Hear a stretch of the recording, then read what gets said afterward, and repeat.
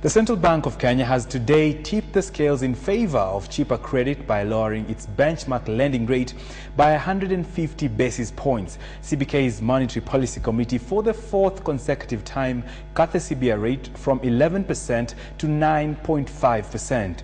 As the bank strives to stimulate economic growth, this is the first time since 2011 that the CBR rate is in its single-digit range, and all eyes are now trained on banks to see how they will ease the cost of borrowing. Michael Karanja has more.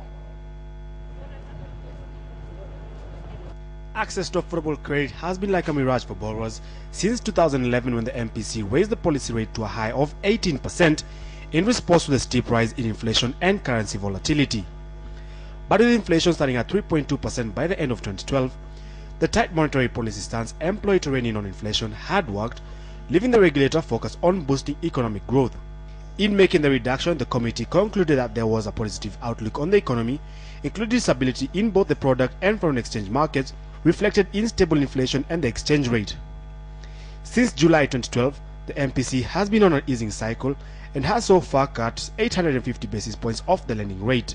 The last time Kenyans had any semblance of cheap and affordable credit was way back in 2011. Since then, the CBR went from a low of 6% to an all-time high of 18%. With that, commercial banks also steadily increased their lending rates to an all-time high of about 24%. Now, what this did was choke economic growth. For borrowers, the news is encouraging, with further expectations that commercial banks will ease the repayment rates on loans. But as has become the norm, banks' transfer mechanism has been slow to CBR reductions.